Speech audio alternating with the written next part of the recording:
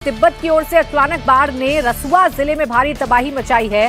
सैकड़ों गाड़ियां बह गई हैं। 3 पुलिस चौकी पूरी तरह से तबाह हो गई हैं। कई हाइड्रो पावर को नुकसान हुआ है। भोटे कोशी नदी उफान पर है। राहत और बचाव का काम शुरू कर दिया गया है। नेपाल के पीएम बालेंद्र शाह ने अचानक आई बाढ़ पर इमरजेंसी मीटिंग भी बुला ली है। तो ये तस्वीर आप देखिए, तस्वीर कितनी भयावह तस्वीर है। अचानक से कैसे बादल फटता है और फ्लैश फ्लड की स्थिति पैदा हो जाती है और आसमान में सिर्फ ये ब्राउन रंग का जो धुआं है वो दिखने लगता है।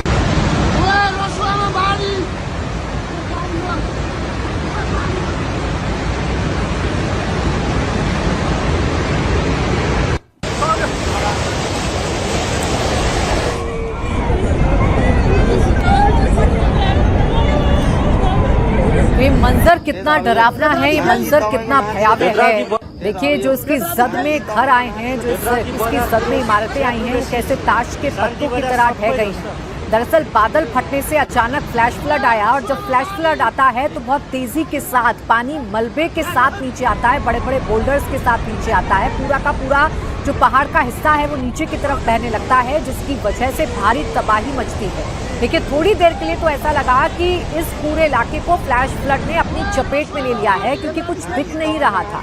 ये जो हम कह रहे हैं आपको कि ब्राउन रंग का ये धुआं, दरअसल ये मिट्टी है, ये बड़े बड़े बोल्डर्स हैं, ये पानी है जो जब अपना रौद्र रूप लेता है तो इसी तरीके के हालात देखने को मिलते हैं, इसी तरीके का भयावह मंजर देखने को मिलता है। दरअसल मानसूनी सीजन में ये प्रहार नेपाल में हुआ है, जहां फ्लैश फ्लड से भारी तबाही मची है और फ्लैश फ्लड के बाद का तस्वीर भी हम आपको दिखा रहे हैं कि कैसे पूरा का पूरा इलाका सपाट हो गया।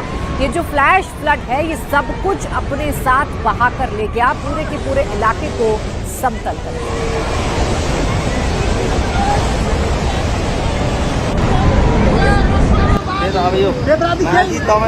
बेतराजी बजार पुरै स्याब्रु बेसी शान्ति बजार सबै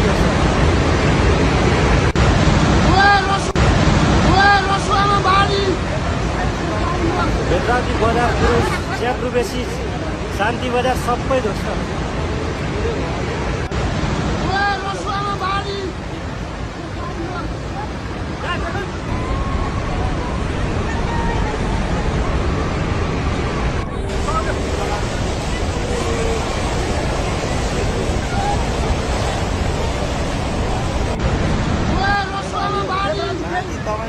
बेतराजी बजार पुरै स्याब्रु बेसी शान्ति बजार सबै ध्वस्त।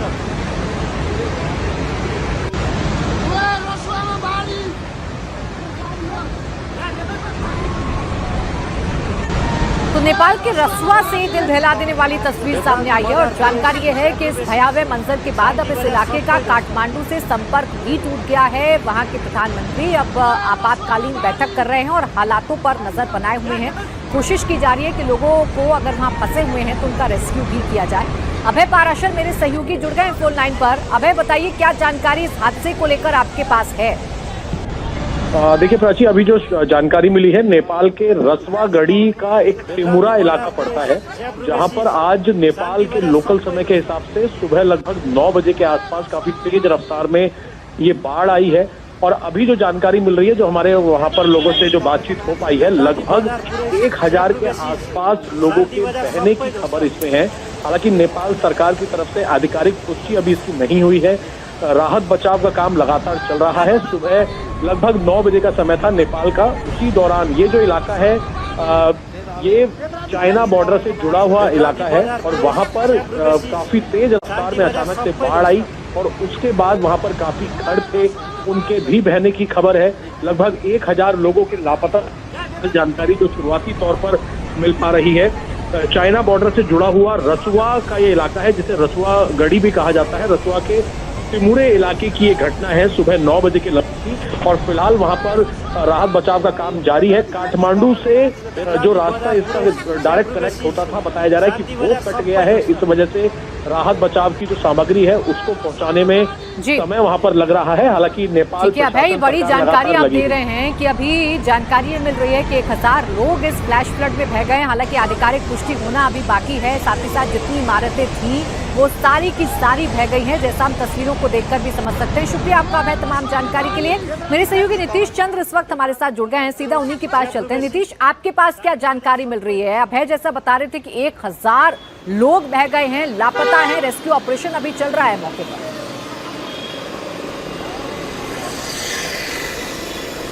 देखिए, आधिकारिक जानकारी इसको लेकर अभी नहीं आई है कि कितने बड़े पैमाने पर नुकसान हुआ है, लेकिन जो अभी जानकारी मिल रही है कि सुबह 9 बजे तिब्बत में ये बाढ़ आई थी। ग्लेशियर बस्ट करने से जो वहाँ से सैलाब एक तरह से आगे आया, उसने नेपाल के रसुआ जिले में तबाही मचाई है और वहाँ पर आसपास के इलाके में काफ़ी नुकसान हुआ है।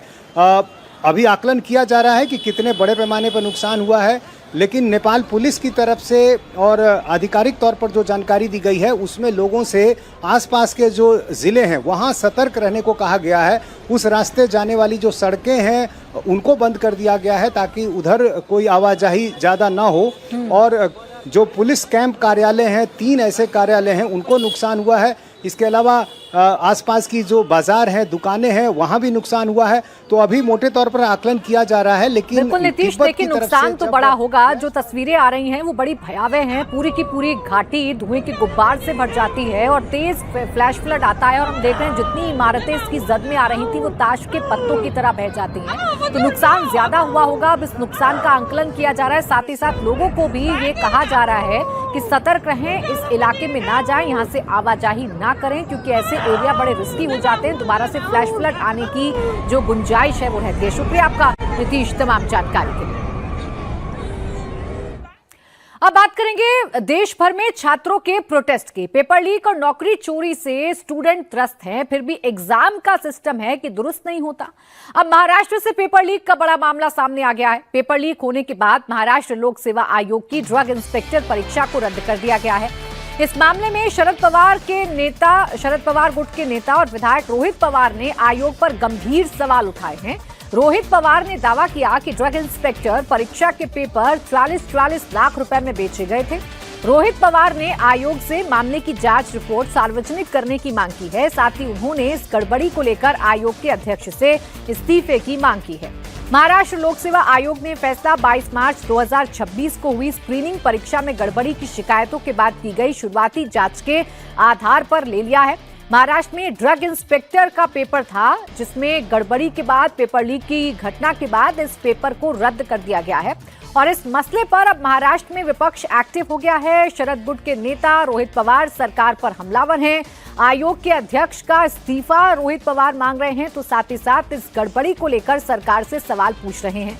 अब देखिए, पूरे देश भर में पेपर लीक की घटनाओं को लेकर या एग्जामिनेशन सिस्टम को लेकर या एजुकेशन सिस्टम को लेकर छात्रों का गुस्सा 7वें आसमान पर है और ऐसे में महाराष्ट्र से घटना सामने आ जाना एक बार फिर ये बताता है कि कितनी लचर व्यवस्था है। फिर एक बार फिर ये बताता है कि एजुकेशन सिस्टम में अभी कितने सुधार की जरूरत है। शहरों के नाम बदल जाते हैं लेकिन घटना कमोवेश वैसी ही होती है। यहाँ ये आरोप लगाए गए हैं कि 44 लाख में पेपर बेच दिए गए। ये आरोप रोहित पवार की तरफ से लगाया गया है। हालांकि इस पूरे मामले में जांच हो रही है और जो शिकायत मिली थी मार्च 2026 में सरकार को, उसके आधार पर ही जांच सरकार ने शुरू की थी और शुरुआती जांच के आधार पर ही यह फैसला लिया गया है कि इस परीक्षा को रद्द कर दिया गया है। लेकिन इस परीक्षा के रद्द होने के साथ ही विपक्ष को एक बड़ा मौका सरकार को घेरने के लिए मिला है, क्योंकि एक ऐसा मौका है जो सीधे सीधे यूथ की सेंटिमेंट को कनेक्ट करता है। ये एक ऐसा मुद्दा है जो सीधे सीधे युवाओं से जुड़ा हुआ है और इस वक्त युवाओं का मुद्दा इस देश में किस तरीके से उलझा हुआ है, चाहे बिहार हो, झारखंड हो, दिल्ली का जंतर मंतर तो आपने देखा ही था। अब उत्तर प्रदेश में भी महाराष्ट्र में, माफ कीजिएगा, ऐसा ही मामला सामने आया है। महाराष्ट्र में भी इसी तरीके की घटना सामने आई है, जहां पेपर लीक की वजह से पेपर को रद्द कर दिया गया है। अभी जांच की जा रही है और जांच के बाद ये पूरा मामला कितना बड़ा है, इसमें कितने लोग संलिप्त हैं, कितना बड़ा नेक्सस है, कहां से ये पेपर लीक करवाया गया, कितने में डीलिंग हुई, कौन कौन लोग इसमें शामिल हैं, ये अभी सामने आना बाकी है। लेकिन शरद गुट के नेता रोहित पवार ने इस मुद्दे को हाथों हाथ ले लिया है और इस मुद्दे पर न सिर्फ सरकार से जिम्मेदारी तय करने के लिए कहा है, बल्कि आयोग के अध्यक्ष के इस्तीफे की मांग भी रोहित पवार की तरफ से की जा रही है। साकेत राय मेरे सहयोगी इस वक्त जुड़ गए हैं ज्यादा जानकारी के साथ। साकेत, देखिए इसके पॉलिटिकल मायने, रोहित पवार जो अटैक कर रहे हैं उस पर तो मैं आपसे चर्चा करूं, लेकिन उससे पहले चूंकि सीधे सीधे यूथ से जुड़ा हुआ मसला है, एजुकेशन सिस्टम, एग्जामिनेशन सिस्टम से जुड़ा हुआ ये मुद्दा है, समझाइए हुआ क्या महाराष्ट्र में? देखिए, दरअसल ये जो पूरा एग्जाम प्रक्रिया है वो फूड एंड ड्रग्स डिपार्टमेंट का है, यानी कि जो ग्रुप बी का हमारे यहाँ जो FDA डिपार्टमेंट है उसमें इंस्पेक्टर के पद के लिए भर्तियां निकलती हैं। अब ये जो भर्ती निकली थी ये पिछले साल नोटिफिकेशन आया था जून के महीने में, उस दरमियान पूरा नोटिफिकेशन आया। उसके बाद 22 मार्च को इसी साल 2026 में एग्जाम्स कंडक्ट हुए। एग्जाम कंडक्ट होने के बाद जो रिजल्ट है वो जून के महीने में घोषित हुआ और कुल मिलाकर लगभग 500 से ज़्यादा कैंडिडेट जो हैं वो इंटरव्यू के लिए चुने गए। लेकिन जिस दरमियान ये पूरा प्रोसेस चल रहा था, 12 जून के आसपास दो ऐसे लड़के हैं जिन्होंने पुणे से एग्जाम दिया था MPSC का, गौरव पाटिल और ऋषिकेश पाटिल।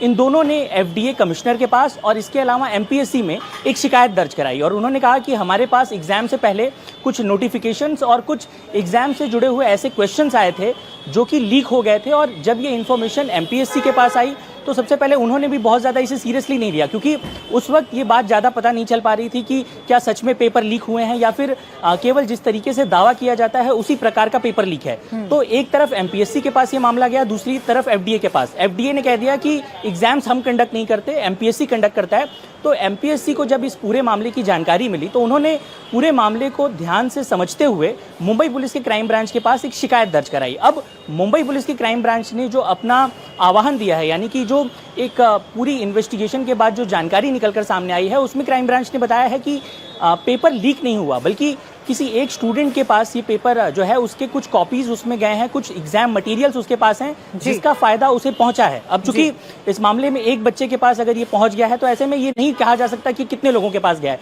और इसी कारण से एक स्टूडेंट का एक्सेस है तो जाहिर बात है कि सर्कुलेट भी हुआ होगा। अब यही एजेंसियों को पता लगाना है और इसी आधार पर रोहित पवार महाराष्ट्र सरकार से सवाल भी पूछ रहे हैं। शुक्रिया आपका साकेत तमाम जानकारी के लिए। और अब खबर फेक डिग्री की है। राजस्थान से लेकर मध्य प्रदेश तक सरकारी नौकरी पाने के लिए फर्जीवाड़े का खेल बड़ा खुलासा हुआ है। इसकी वजह से फेक डिग्री पर नौकरी करने वाले कैंडिडेट्स में हड़कंप मच गया है। इस मामले में मध्य प्रदेश के सीहोर से यूनिवर्सिटी के चांसलर समेत 3 लोगों को गिरफ्तार किया गया है।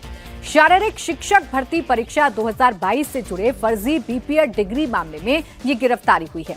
एसओजी की जांच में सामने आया है कि PTI भर्ती में श्री सत्य साई विश्वविद्यालय प्रौद्योगिकी एवं मेडिकल साइंस की डिग्री लगाने वाले 66 कैंडिडेट्स हैं।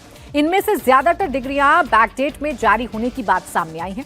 अब इन सभी डिग्रियों और यूनिवर्सिटी के रिकॉर्ड की जांच की जा रही है।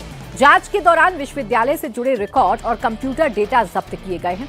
फॉरेंसिक ऑडिट में सामने आया कि एक नाम से 2 अलग-अलग फीस लेजर अकाउंट बनाए गए थे और इनमें एंट्री के बाद की तारीखों में किए जाने के साथ रिकॉर्ड को बैकडेट में तैयार किए जाने की बात सामने आई है।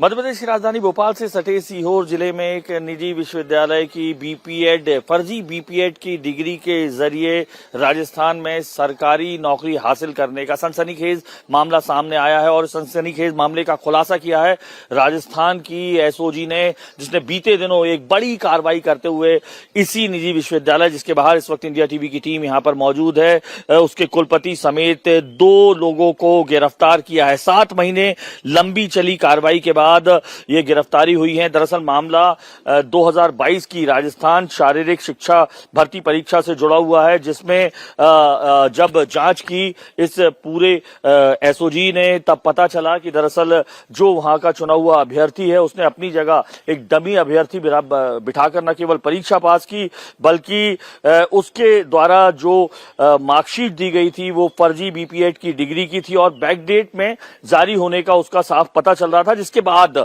यहां पर जनवरी में जो एसओजी है राजस्थान, उसने यहां पर छापा मारा, तमाम रिकॉर्ड, कंप्यूटर डेटा, और जब यहां पर जब्त किया फॉरेंसिक ऑडिट में पता चला कि भारमल नाम के जो राम के नाम से 2 अलग अलग फीस लेजर के अकाउंट यहां पर बनाए गए थे। उनकी एंट्री जो है साफ तौर पर बात की तारीखों में किए जाने के रिकॉर्ड मिले, और तब पता चला कि न केवल भारमल राम ने बल्कि इसके अलावा जो एसओजी को शक है कि शारीरिक जो शिक्षक भर्ती परीक्षा 2022 थी उसमें 266 और अभ्यर्थियों ने जो परीक्षा दी थी, उन सभी अभ्यर्थियों के पास जो डिग्री है वो बैकडेट की है, फर्जी डिग्री है। ये संदेह है क्योंकि तमाम जो फॉरेंसिक जो रिकॉर्ड यहां से जब्त किए गए हैं, जो सीरीज जब्त की गई थी, जितना भी जो डेटा है उसमें पता चला कि अलग अलग लेजर जो है वो बिल बुक्स बनाई गई थी, लेजर बनाया गया था। बैकडेट के जितने भी रिकॉर्ड थे उनको खाली रखा गया था ताकि अगर कोई नया जो अभ्यर्थी आता हो बैकडेट में बीपीएड की डिग्री बनवाना चाहता है ऐसे किसी भी एग्जाम्स के लिए, तो जो खाली जो रजिस्टर्स थे उनमें एंट्री कर दी जाती थी। बैकडेट में ही फीस के पैसे कैश में लिए जाते थे ताकि कोई भी ट्रेस ना ये साबित हो कि ये जो फर्जीवाड़ा किया जा रहा है वो अभी किया गया है। ऐसे 66 मामले अभी तक जो है उन पर संदेह है राजस्थान एसओजी को, और उसकी जांच चल रही है। इसके अलावा बताया जा रहा है कि जो एक जांच का जो एक बिंदु है, प्रमुख बिंदु ये वो भी है कि यहां से जो बीपीएड की जो डिग्रियां मिली हैं उनके जरिए कहां नौकरी किन किन राज्यों में ली गई है। अभी तक जो एसओजी के पास जानकारी मिली है, तेलंगाना के अलावा साउथ के कई राज्य हैं जहां पर वहां की फिजिकल एजुकेशन की जो भर्तियां निकलती हैं उनकी डिग्रियां इसी यूनिवर्सिटी से ली गई हैं। तो एक बड़ा खुलासा राजस्थान की जो एसओजी ने किया है, और अब मध्य प्रदेश सरकार के पास ये सूचना पहुंची है किस तरीके से ये जो निजी विश्वविद्यालय हैं उनका जो नियामक आयोग है उन पर क्यों जांच नहीं बिठा पा रहा है, क्यों उनको अपने जो संदेह के घेरे में लाने की कोशिश नहीं की जा रही है। क्योंकि एक बड़ा मामला राजस्थान में जरूर ये निकल के आया है जहां पर पहला अभ्यर्थी पर साफ तौर पर फर्जी और बैकडेट में मार्कशीट का खुलासा हुआ है, लेकिन 66 लोग अभी भी संदेह के घेरे। इसके अलावा तमाम राज्यों में जहां पर यहां से जो डिग्री ली गई है उन पर भी अब संदेह के सवाल खड़े हो रहे हैं। वहीं महाराष्ट्र में टीपू सुल्तान को लेकर सियासी बवाल मच गया है। महाराष्ट्र में टीपू सुल्तान को लेकर एक नया सियासी बवाल शुरू हुआ है और इसकी वजह से मालेगांव की डिप्टी मेयर का टीपू प्रेम जो है वो सामने आया है। आपको जानकारी दे दें, मालेगांव की डिप्टी मेयर शान हिंद निहाल अहमद ने अपने दफ्तर में फिर टीपू सुल्तान की तस्वीर लगा दी है। हैरानी की बात यह है कि डिप्टी मेयर ने टीपू सुल्तान की तस्वीर छत्रपति शिवाजी महाराज, डॉक्टर बाबा साहेब आम्बेडकर, सुभाष चंद्र बोस जैसे महापुरुषों के साथ लगाई है। इससे पहले फरवरी में भी डिप्टी मेयर शान हिंद ने ऑफिस में टीपू सुल्तान की तस्वीर लगाई थी। उस वक्त भी काफी विवाद हुआ था। इसके बाद उन्होंने टीपू सुल्तान की तस्वीर को हटा लिया था, लेकिन अब फिर से मालेगांव की डिप्टी मेयर ने अपने दफ्तर की दीवार पर टीपू सुल्तान की तस्वीर लगा दी है और इसे नेताजी सुभाष चंद्र बोस के साथ लगाया गया है। इस तस्वीर को छत्रपति शिवाजी की तस्वीर के साथ लगाया गया है। मालेगांव की डिप्टी मेयर निहाल अहमद समाजवादी पार्टी की नेता हैं। कुछ महीने बाद यूपी में चुनाव है, यही वजह है कि निहाल अहमद के दफ्तर में लगी टीपू सुल्तान की तस्वीर को लेकर अब सियासत हो गई है। बीजेपी और शिवसेना खुलकर दफ्तर में टीपू सुल्तान की तस्वीर लगाए जाने का विरोध कर रही है। शिवसेना नेता और महाराष्ट्र सरकार में मंत्री दादा भुसे ने कहा कि डिप्टी मेयर को फौरन दफ्तर से टीपू सुल्तान की तस्वीर हटानी चाहिए। टीपू सुल्तान की तस्वीर लगाना गलत है। मैं उप महापौर जी से बोलूंगा वो तस्वीर हटा दी जाए। सचिन चौधरी मेरे सहयोगी इस वक्त जुड़ गए हैं, सीधा उन्हीं के पास चल लेते हैं। सचिन, जब पहले डिप्टी मेयर ने तस्वीर लगाई थी अपने दफ्तर में, काफी बवाल हुआ था और इस तस्वीर को उन्होंने हटा लिया था। फिर एक बार इस तस्वीर को लगाना क्या ये बताता है कि जानबूझकर टीपू सुल्तान वाला प्रेम दिखाने की कोशिश की जा रही है? जी बिल्कुल, एक तरह से जिस तरह से उन्होंने तस्वीर लगाई और जिसको लेकर राजनीति भी छिड़नी थी और शुरू हो भी गई है। उन्होंने जो तस्वीर लगाई है और रिनोवेशन अपने जो दफ्तर है उसका रिनोवेशन किया था और उसके बाद ये तस्वीर उन्होंने फिर से लगाई है। इसके पहले उन्होंने जो तस्वीर लगाई थी और बाद में जो विवाद बढ़ा तो उन्होंने हटा दी थी। तो उनका कहना था कि दफ्तर का रिनोवेशन करना था इसलिए हटाई थी। और अब उन्होंने फिर से तस्वीर लगा दी है। उनको पूछा तो उनका कहना है कि जब संविधान ने उन्हें अधिकार दिया है कि महापुरुषों की तस्वीरें लगती है तो अपने आदर्श जो जिनको वो मानते हैं उनकी तस्वीर वो लगा सकते हैं, संविधान ने उनको अधिकार दिया है। लेकिन दूसरी तरफ बीजेपी शिवसेना इसका विरोध कर रही है। आज बीजेपी शिवसेना अपना विरोध दर्ज कराने के लिए जो है कमिश्नर से भी मिलने वाली है, प्रशासन से भी मिलने वाली है और अपना विरोध दर्ज वहां पर करने वाली है। लेकिन इस मामले को लेकर राजनीति जो है लगातार जारी है। समाजवादी पार्टी की ये नेता है, वहां की डिप्टी मेयर है और समाजवादी पार्टी का कहना है कि टीपू सुल्तान जो है वो कोई देशद्रोही नहीं थे। उन्होंने जो है अंग्रेजों के खिलाफ लड़ाई लड़ी थी और जो हिंदुओं की बात उनके द्वारा हिंदुओं की हत्या करने की बात आ रही थी, तो एक तरह से गलत प्रचार किया जा रहा है, ऐसा समाजवादी पार्टी का कहना है। जबकि बीजेपी और हिंदुत्ववादी संगठनों का कहना है कि टीपू सुल्तान ने जो है कई सारे हिंदुओं का कत्ल किया था, इसलिए वो टीपू सुल्तान वाले प्रेम की एंट्री उत्तर प्रदेश के चुनाव में भी होगी, क्योंकि ये नेता समाजवादी पार्टी के हैं और इन नेता का जिक्र उत्तर प्रदेश में होना लाजमी होगा। सचिन, बहुत शुक्रिया आपका तमाम जानकारी के लिए। और अब खबर देश की आधी आबादी की। राखी से पहले उत्तर प्रदेश सरकार और दिल्ली सरकार ने महिलाओं को बम्पर सौगात दी है। महिलाओं को सशक्त और आत्मनिर्भर बनाने के लिए दिल्ली से लखनऊ तक कल्याणकारी योजनाओं की शुरुआत की गई है। उत्तर प्रदेश में जहां योगी सरकार ने बुजुर्ग महिलाओं के लिए लोक माता अहिल्याबाई मातृ शक्ति योजना की शुरुआत की है, तो वहीं दिल्ली में आज रेखा गुप्ता की सरकार लक्ष्मी योजना की पहली किश्त जारी करेगी। सबसे पहले आपको बताते हैं उत्तर प्रदेश में मुख्यमंत्री योगी आदित्यनाथ ने क्या सौगात दी है। लोकमाता अहिल्याबाई मातृशक्ति योजना की शुरुआत मुख्यमंत्री ने की है। यूपी सरकार की इस योजना का लाभ राज्य की सभी बुजुर्ग महिलाओं को मिलेगा। इस योजना के तहत राज्य की 60 साल से ज्यादा की महिलाएं रोडवेज बसों में आजीवन मुफ्त सफर कर सकेंगी। राज्य की 1 करोड़ से अधिक बुजुर्ग महिलाओं को अहिल्याबाई मातृशक्ति योजना का फायदा मिलेगा। बुजुर्ग महिलाओं को जीवन भर यूपी रोडवेज की बसों में कोई टिकट किराया नहीं देना होगा। सरकार का अनुमान है कि इस योजना के शुरू होने से हर दिन करीब 88,000 से ज्यादा महिला यात्री मुफ्त में सफर कर सकेंगे। नकल एक उद्योग बन चुका था और विपरीत परिस्थितियों के बावजूद मेधावी बेटी मेहनत करती थी, डिग्री पैसे वाला खरीद लेता था, यानी मेहनत बेटी की होती थी लेकिन उसकी डिग्री कोई माफिया खरीद करके उसकी नीलामी कर देता था।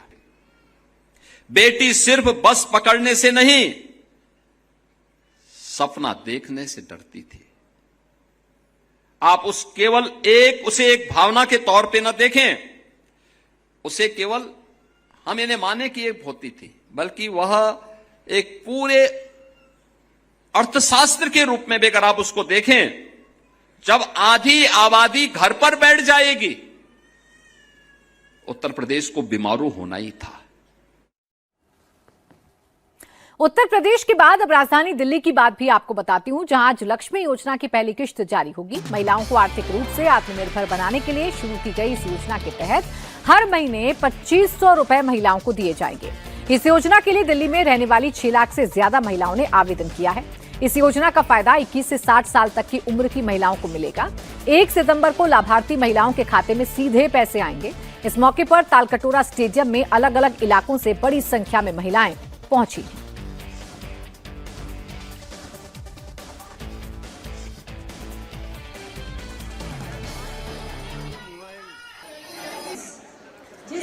देखिए, हर महीने 2500 रुपए महिलाओं को दिए जाएंगे। ये जो सरकार की योजना है उसका फायदा आज महिलाओं को मिलेगा। आज उसकी पहली किश्त जारी की जाएगी। तकरीबन 6 लाख से ज्यादा दिल्ली की महिलाओं ने आवेदन किया है, इस योजना में अपने आप को लिस्ट किया है। 21 साल से 60 साल तक की महिलाओं को इस योजना का फायदा मिलने जा रहा है।